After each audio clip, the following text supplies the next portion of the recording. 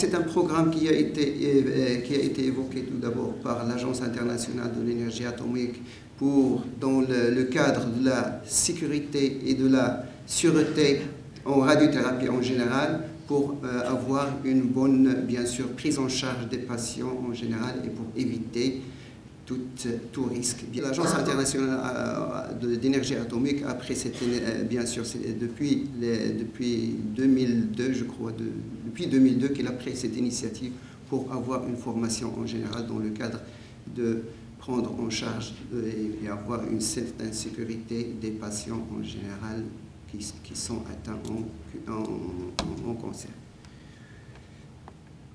Donc le bouquin de programme de cette formation qui a été édité sur la version 25 par l'Agence internationale de l'énergie atomique a été bien sûr évoqué aux îles Maurice en 2002. Il a été bien sûr testé en 2003 ici au Maroc, plutôt à Fès, en 2003, et je faisais partie des gens qui ont bénéficié de cette formation. Le nombre de malades atteints de cancer s'accroît rapidement dans les pays en développement. La radiothérapie tient aujourd'hui une place essentielle dans le traitement des cancers, mais dans les pays en développement, la majorité des malades n'y ont malheureusement pas accès. L'Agence internationale de l'énergie atomique aide les États membres à mettre en place, gérer et améliorer les installations radio-oncologie, outre la formation des médecins et de physiciens à la radio-oncologie. Cette assistance comporte aussi la formation de professionnels appelés, selon les pays, radiothérapeutes, techniciens en radiothérapie, manipulateurs, technologues ou de radiothérapie. Dans le souci d'améliorer la communication, le groupe d'études AFRA, c'est un accord régional de coopération pour l'Afrique sur la recherche, le développement et la formation, et RCA, c'est un accord régional de coopération pour la recherche, le développement de formation dans le domaine de la science et de la technologie nucléaire, c'est en Asie et le Pacifique. On recommandait bien sûr d'utiliser l'abréviation RTT pour désigner les professionnels à la place des divers termes employés dans les différents pays étrangers. À grands frais et au risque d'un exode de cerveau, bien sûr, on commence à peine à former des techniciens de radiothérapie dans de nombreux pays d'Afrique et d'Asie, alors que le programme national sous-régionaux de formation à l'intention des techniciens sera indispensable pour répondre aux besoins actuels et aux futurs en radiothérapie, plutôt de techniciens en radiothérapie qualifiés. Les coordonnateurs de ce projet, AFRA et RCA, ont décidé de relever ce défi en établissant le programme harmonisé de formation théorique et pratique minimum à l'intention de ces techniciens internationaux. A été constitué, rédigé le présent rapport en 2002 à l'île Maurice. Le programme ensuite a été testé sur le terrain lors d'un atelier AFRA, bien sûr en Afrique, de la formation de formateurs organisée au Maroc, bien sûr à Fès en 2003, puis approuvé par les coordonnateurs du projet AFRA et RCA. Le présent guide de formation qui s'adresse à tous les professionnels et administrateurs concernés par la formation des techniciens a pour objet d'instituer un cadre commun, cohérent. Il comprend également des modèles de formulaires et d'évaluation qui pourront être adaptés aux besoins locaux. Bien sûr, je vous montre un petit certificat là qu'ils ont délivré lorsqu'on a fait les formations, la formation dans ce cadre, bien sûr. Et ce test a été fait, bien sûr, ce test de ce programme a été fait ici, bien sûr, avec une version anglaise. Et maintenant, donc en 2003, ils ont essayé bien sûr d'avoir une version francophone pour répondre, bien sûr, aux besoins des pays anglophones et francophones. Le rôle du technicien en radiothérapie, préparation du traitement, bien sûr, connaissance des modalités de diagnostic en oncologie, planification, dosimétrie, localisation, simulation, planification manuelle et informatique, champ unique, bien sûr, pour métastase, champ parallèle opposé, bien sûr à visée, soit palliative ou curative, pratique en salle de moulage, calcul des traitements, contrôle de qualité et assurance de qualité. Bien sûr, il y a aussi le matériel de traitement, connaissance des caractéristiques du matériel et du choix du matériel approprié pour les tumeurs malignes courantes. Radiothérapie superficielle, rayons X de faible énergie comme la cobaltothérapie, les accélérateurs linéaires, la curithérapie bas débit et haut débit. Mise en place et administration du traitement, champ unique, champ parallèle opposé, champ planifié multiple plan simple à deux champs ou champ en boîte. Trois champs avec filtre en coin, par exemple, traitement planifié complexe en 3D, modalité mixte TTCO, donc détection d'affichage anormaux sur le matériel en général et son fonctionnement. Intervention en cas d'accident ou de situation d'urgence, soit au malade avant, pendant et après, bien sûr, la radiothérapie. Avant, il faut avoir des connaissances de la gestion des malades avant les séances de radiothérapie, pendant préparation du traitement, surveillance des malades pendant le traitement, détection et signalement au médecin de toute réaction inhabituelle du malade. Après, c'est la connaissance de la gestion des malades après l'achèvement du traitement, bien sûr, et le suivi. En résumé, le technicien de radiothérapie devra posséder des qualifications suivantes. L'aptitude de compétences voulues pour travailler en équipe, aptitude technologique, connaissances théoriques, connaissances et aptitudes techniques, connaissances de radioprotection, professionnalisme, aptitude de communiquer, compétences informatiques, aptitude de résoudre les problèmes, développement professionnel bien sûr continu. Pour les personnels déjà formés qui travaillent comme radiotechniciens, une période de formation plus courte pourra convenir, comme on le verra plus loin dans les prochaines diapos. Mais cette période ne devra pas être inférieure à 15 mois, dont 9 au moins dans un environnement clinique.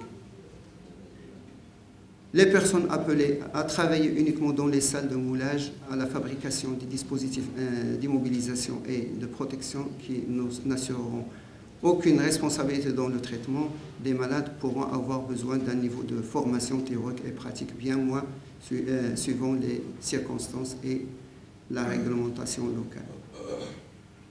Les effectifs en général, pour les effectifs, normalement, il faut, vu que certaines formations à la promotion du développement de professions continues, les unités de radiothérapie à faisceaux externes d'Afrique et d'Asie se trouvent souvent dans des environnements où il est avantageux d'utiliser le matériel pendant de longues heures.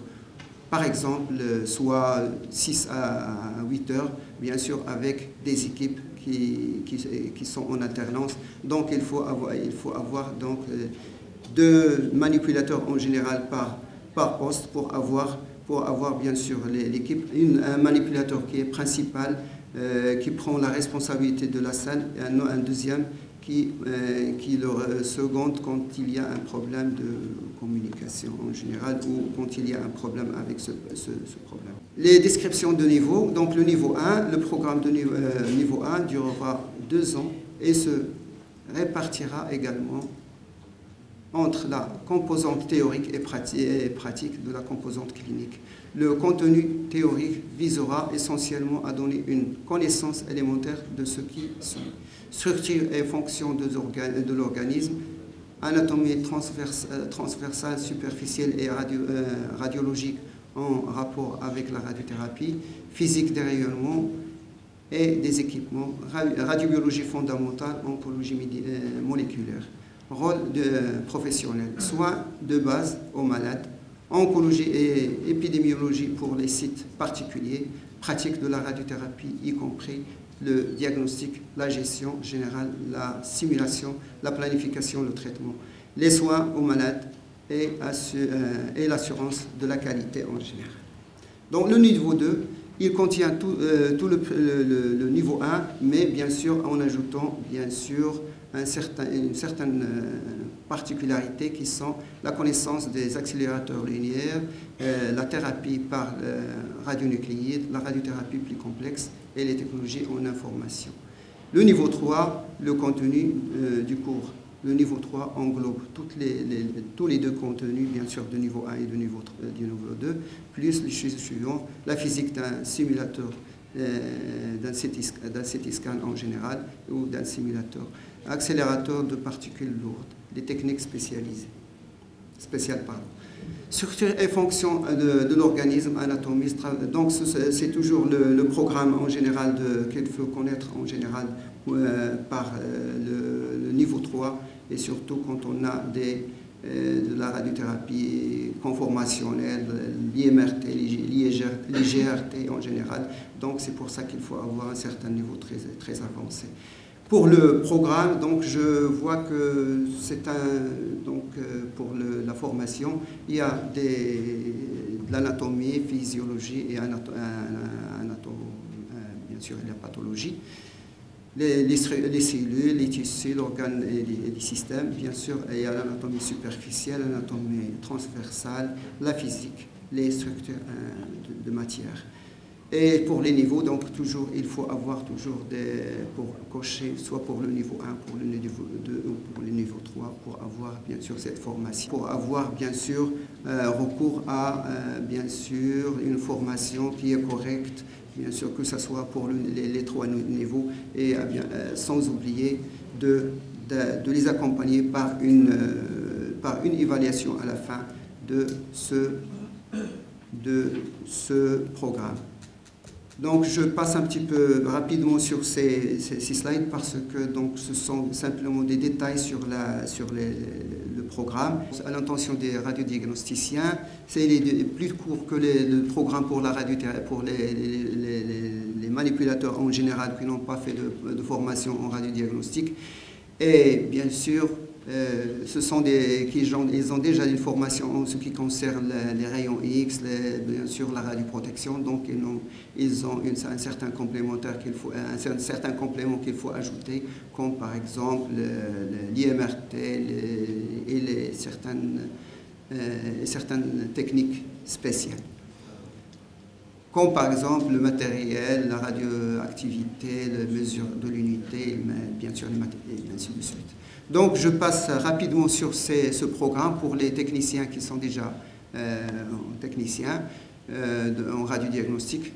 Et vu que le programme est destiné, que ce soit pour les techniciens radiodiagnosticiens ou pour les infirmiers qui veulent faire aussi des techniques, qui veulent faire bien sûr la technique en radiothérapie, donc ce programme est destiné à tout le monde qui est bien sûr un professionnel de santé qui veut s'instaurer dans le domaine de radiothérapie. Le placement clinique devrait représenter au moins 50% de l'ensemble du programme, bien sûr, comme le contenu pourra être adapté pour répondre aux besoins nationaux ou locaux, selon ce qui sera jugé le plus approprié. Les phases peuvent être introduites dans le cours ou au moment opportun, suivant la durée totale du programme.